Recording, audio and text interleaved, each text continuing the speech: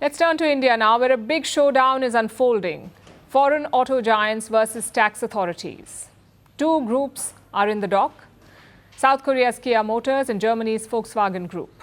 Both have been accused of the same thing, evading taxes by mislabeling imports. Let's look at the money first.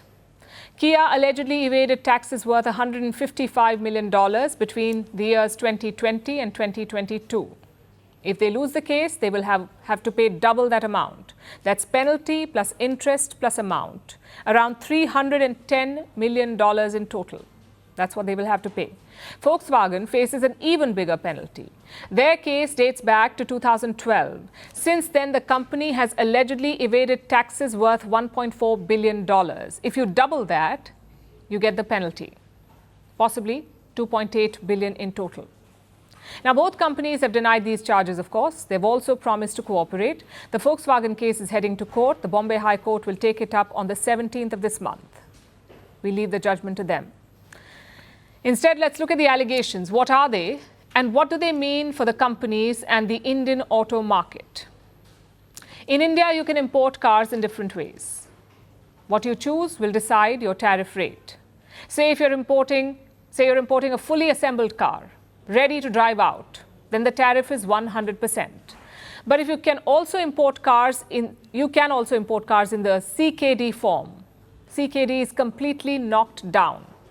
The product gets delivered as individual parts. You simply assemble it on site. This type of import is taxed between 30 to 35%. Now, what if you're not importing a car? What if you're just importing separate parts? Then the tax is just 10 to 15%. Now, the government says Kia and Volkswagen tricked the system. They mislabeled CKD shipments as separate parts.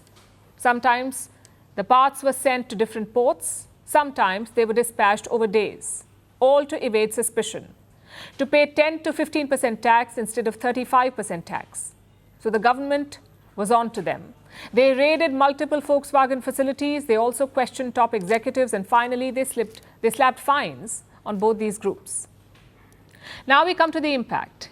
Kia entered the Indian market in 2019. Unlike other foreign makers, they have done well. In 2024, they had 6.6% market share. India is their fourth largest market in the world. Volkswagen, though, is a different story. Most of their cars serve a different category of customers. Their market share is just 2.2%, but the group is betting on growth.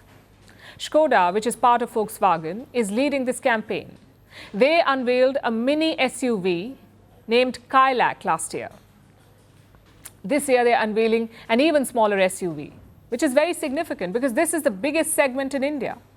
In that context, this tax case is a setback for both companies. It also puts the focus on India's tariffs.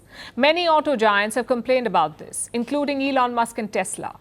Musk wants to import assembled cars to India, but those attract 100% tariff. He is lobbying the government to reduce that rate. New Delhi has not budged yet. Also, there are troubles coming at a sensitive time, a time when foreign auto firms are leaving India. Fiat, Ford, Datsun, Chevrolet, Mitsubishi. All of these companies have left India. Could tax troubles trigger more exits? Well, leaving because of losses is one thing, but this is about the law. If you have a tariff rate, you must abide by it. No one is above the law, not even foreign auto giants. Having said that, they have every right to appeal, to put their case before the court, and that is where India can possibly do more. Tax litigation often takes a long time in India. Experts say up to 15 years. This delay is painful for companies and the government. Maybe that's an area to address. We're calling the show Vantage. We hope you like what we put together for you. Touted as the minimum defense from that video. India's neighbors were the first to send the special edition of Vantage live from the White House throughout this week. Hindu Mandir we're on our way to Tel Aviv. Measure, but it's also the perfect way to drive I don't think that Prime Minister of Bhutan, Sherin Tagwe. Welcome to 60% of the world's office. Prime Minister Modi did the iron. We were actually How are you doing? How do you like? It's been 1 year since that meeting. Iron bars separate you from the outside. Out the vote effort. Trump had, it says, and at $4.3 trillion. 4.3 300 billion by 2030. That's what we need to tackle climate change.